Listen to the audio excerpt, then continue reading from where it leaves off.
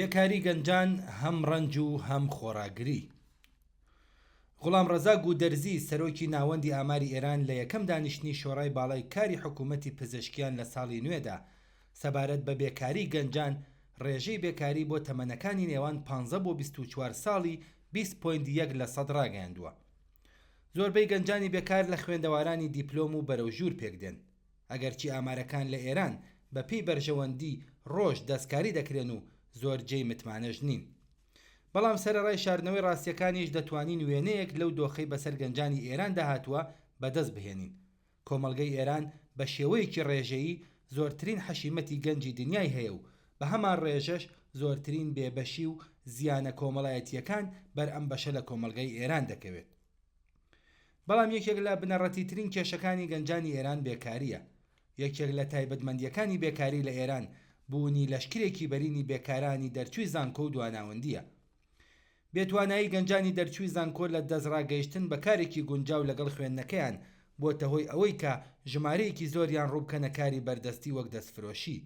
ئەگەر تا دوێنێ بنەماڵەکان پێیان وابوو کە منداڵەکانیان دەنێرنە زانکۆ بۆ ئەوەی لە داهاتوو کارێکی گونجاویان دەست بکەوێت، ئەمڕۆ دەبینین نەک هەر ئەم ئامانجیان نەهاتووەتە دی، بەڵکو خوێندنی زانکۆ بووەتە کێشەیەک بۆ دۆزینەوەی کار بۆ گەنجەکانیان. بەڵام بێکاری و پەرەسەندنی زیانە کۆمەڵایەتیەکان و لەوانە گیرۆ دەبوون بە ماددە هۆشبەرەکان بە تەواوی پەیوەندیان بە یەکترەوە هەیە.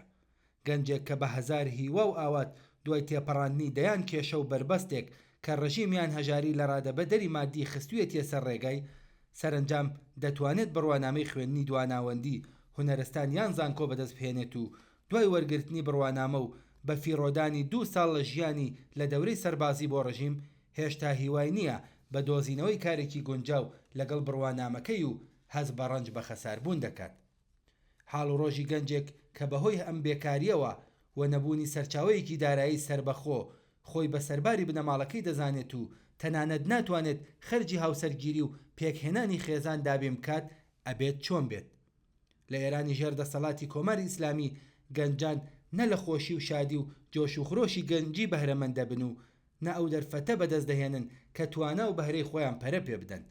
لە ئاوا بارودۆخێکدایە کە دەبینین زیاتر لە 1 ملیۆن کەس لە گیرۆدەبوانی ماددە هۆشبەرەکان تەمەنیان کەمتر لە 19 ساڵە و مامناوەندی گیرۆدەبوون لە ئێران گەیشتووەتە 13 ساڵ و ڕێژەی نەخۆشی دەرونی دڵە ڕاوکێ و خەمۆکی لە نێوان گەنجاندا بە شێوەیەکی بەرچاو زیادی کردووە. لێرەدا پێویستە لەسەر ئەم ڕاستیەش جەخت بکرێتەوە کە ئەگەرچی گەنجانی ئێران بەهۆی دەسەڵاتی ڕژیمێکی کۆنە پەرست و دژە ئازادی کێشەی هاوبەشیان هەیە، بەڵام بەهۆی ئەوەی سەر بەچین و توێژی جیاوازن ڕەنج و نەهامەتیەکانیان یەکسان نییە. ئاشکرایە کە کێشەی گەنجانی سەر بەچینی کرێکار و بەشە هەژار و کەمداهاتەکانی کۆمەلگا لەگەڵ ئەو گەنجانەی کە لە ژێر چەتری پارێزگاری بنەماڵەیەکی دەوڵەمەندان جیاوازن. بەڵام بێگومان پەرەسەندنی خەباتی چینی کرێکاری پێکهاتوو لە ژن و پیا و پیر و لا و ڕزگاربوونی ئەم چینە لە چنگ ڕژیمی ئیسلامی و ئەو پەیوەندیە چەوسێنەرانەی ئێستا دەبێتە هۆی ڕزگاربوونی زۆربەی هەرە زۆری گەنجانی کۆمەڵگەی ئێران لەو بارودۆخە نامرۆڤانەی کە ئەم ڕژیمە بەسەریدا سەپاندون.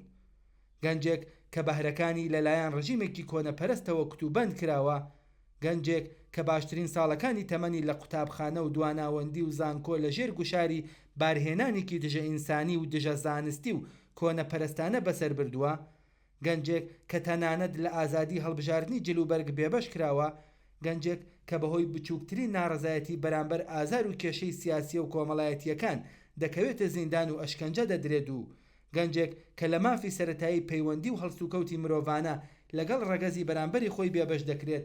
هەموو ئەم گەنجانە لەگەڵ گەنجانی سربەچینی کرێکار و زەحمەتکێش ئازاری هاوبەشیان هەیە و ڕزگاربوونیان لەم بارودۆخە نامرۆڤانە لە ڕێگەی هاوپشتی لەگەڵ خەباتی چینی کرێکار ممکن دەبێت.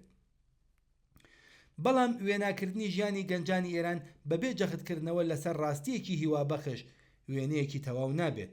ڕژیمی ئیسلامی پرۆژەی جۆراوجۆری بۆ زاڵبوون بەسەر جەستە و ڕۆحی گەنجاندا خستووەتە بواری جێبەجێکردنەوە، بەڵام هەموو ئەم پرۆژانە لە بەرامبەر شەپۆلی بزاوی بەرەوپێشی کۆمەلگەدا بوونەتە بڵقی سەر ئاو. لە ڕاستیدا هەموو هەوڵەکانی 46 ساڵی ڕابردووی ڕژیمی ئیسلامی لەم بوارەدا بەفیڕۆچووە.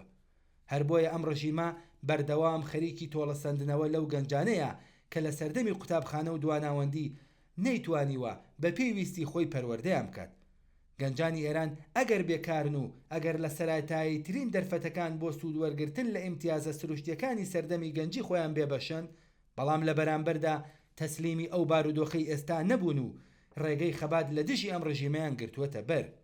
ئەم ڕاستیە کاتێک دەرەکەوێت کە ئەم گەنجانە هەر کات دەرفەتێک بەدەست دەهێنن هەموو پایەکانی دەسەڵاتی کۆماری سەرڕۆی ئیسلامی دەکەنە ئامانج.